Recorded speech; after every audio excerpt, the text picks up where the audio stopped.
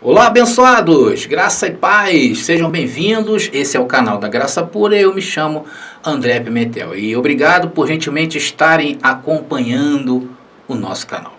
Bom, o que eu venho tratar hoje é uma série de mensagens rápidas que visaremos mostrar algumas distorções que há das práticas doutrinárias do sistema religioso e que ferem hoje ao novo pacto, à nova aliança e macula a plenitude dos tempos que todos sabem que é a graça. Para começar, eu quero esclarecer uma coisa. Eu não falo estas coisas para te tirar do sistema ou de onde você está, até porque eu não tenho esse poder. O que eu falo é para dar honra ao que merece receber honra. E como estamos em correção, vamos apresentar algumas correções dessas distorções bíblicas que o sistema prega e aquilo que a Bíblia realmente ensina. Então eu vou apresentar os dois lados, o lado da Bíblia e o lado do sistema religioso. E a primeira inconsistência que encontramos no sistema é que todos os pregadores de lá, ao anunciar as coisas de Deus, ao pregarem, as suas mensagens, no final eles geralmente fazem apelos, não é verdade? E dizem assim: venham à frente, venham dar o passo mais importante da sua vida. Apelos carregados de emoções. Dizem: venha à frente, dê um passo na sua vida, venham conhecer o Senhor. Não é assim que ele diz? E aí nesse momento o coral se levanta e todos também se levantam para dar aquela tremenda emoção e cantam harmoniosamente aos apelos emotivos e muitos deles afetivos. Porém, isso contraria claramente ao novo pacto.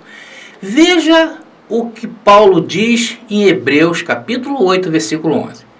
E não ensinará cada um a seu próximo, nem cada um a seu irmão, dizendo: conhece o Senhor, porque todos me conhecerão, desde o menor deles até o maior. E o que Paulo está se referindo aí é um texto lá do Antigo Testamento.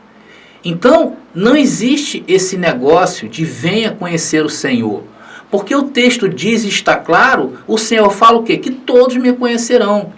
Eu, às vezes, abençoado, me ponho aí a ver alguns programas desses aí chamados evangélicos, e eu vejo o pastor falar assim: olha, vem à frente, venham aceitar a Jesus, venham conhecer o Senhor. E essa frase, abençoado, me dá uma reviravolta por dentro. Então eu digo: que pastor que não entende nada. Como esse pastor não consegue ver que o Senhor já conhece essa pessoa? Não é verdade? Então eu vejo que eles pregam um Deus fraco, que precisa de um passo à frente para te conhecer. Ou então, o Deus do sistema religioso ficam à mercê dos pastores. E é isso aí de padres também, né? Abençoado de Deus não é cego. Ele conhece a todos. E todos que estão predestinados o conhecerão. Não depende de apelo emocional, de padre, de pastor. Não é assim que funcionam essas coisas. Mas ali, na verdade, o que há nas entrelinhas é uma conversa. E nessa conversa, na verdade, o que querem dizer é o quê? Venham à frente conhecer o meu ministério. Venham conhecer a minha igreja e o meu livrinho de regras e condutas. Contanto que vocês dêem os 10% de dízimo, fica tudo certo. Agora, vamos ver o que Jesus disse para os judeus. Jesus de Nazaré. João capítulo 10, 27 diz: as minhas ovelhas ouvem a minha voz, e eu conheço-as, e elas me seguem. Você sabe que Jesus veio para os judeus, certo? Você sabe disso, né?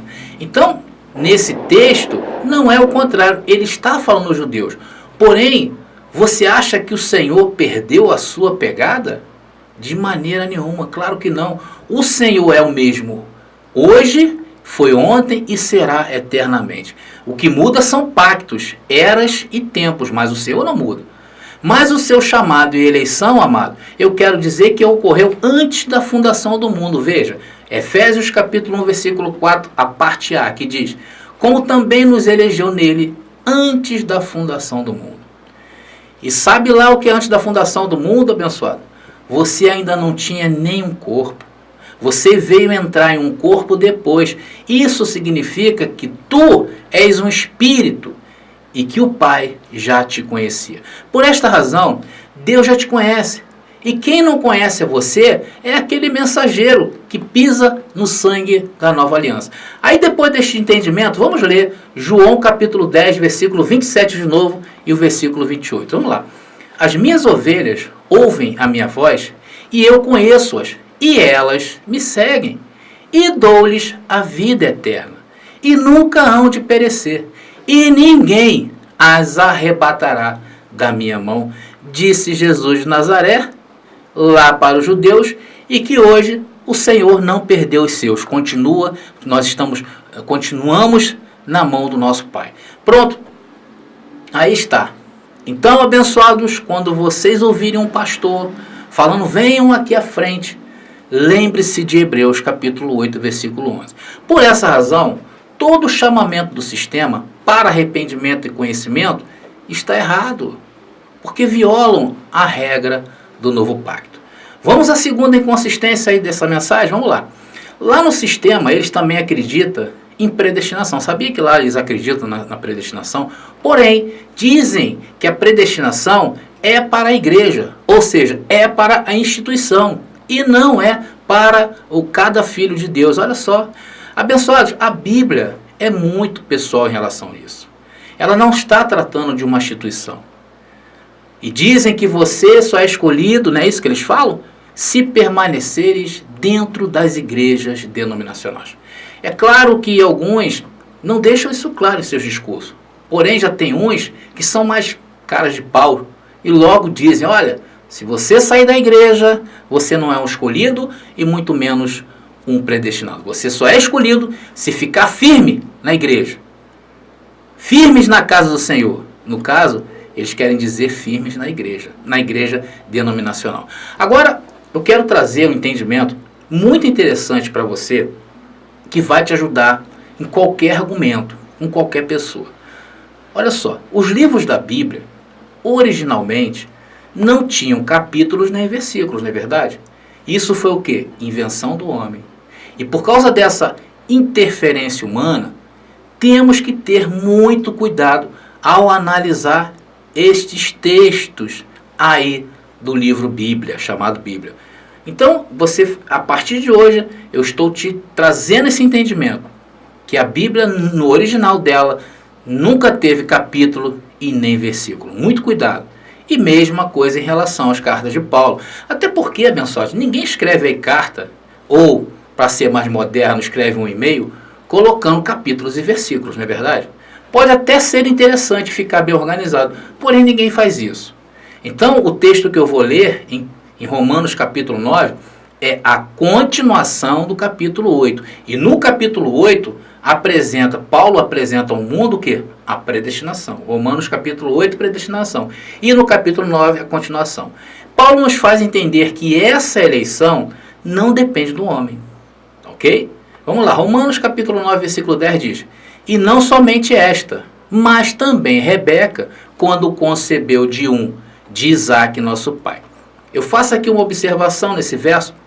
Aqui não trata de instituição igreja. Aqui trata de duas pessoas que estão no mesmo ventre, Jacó e Esaú. Vamos agora prosseguir no versículo 11. Porque não tendo eles ainda nascido, nem tendo feito bem ou mal, para que o propósito de Deus, segundo a eleição, ficasse firme, não por causa das obras. Para o que, Paulo? Para a eleição ficar firme? Não por causa das obras? Então, Paulo, não é por causa das obras? Não é o fato de eu ir à frente e aceitar Jesus? Não. Então, Paulo, não são as obras de ficar firmes dentro da igreja? Não. Não por causa das obras, mas por aquele que chama. Então, está muito claro. E Romanos agora no verso 12 diz: foi-lhe dito a ela, o maior servirá ao menor. O maior aí é quem, abençoado? Quem saísse primeiro da barriga, né? Então, o maior aí é o primogênito. E o primogênito foi Esaú, porque Esaú saiu primeiro que Jacó. Porém, o texto diz que o maior servirá ao menor. Olha só. Então, como está escrito, agora no verso 13 diz: como está escrito, amei a Jacó e odiei a Esaú. Abençoados, essa palavra odiei aí ficou meio pesada, mas é isso mesmo. Deus não havia escolhido Esaú para ser filho.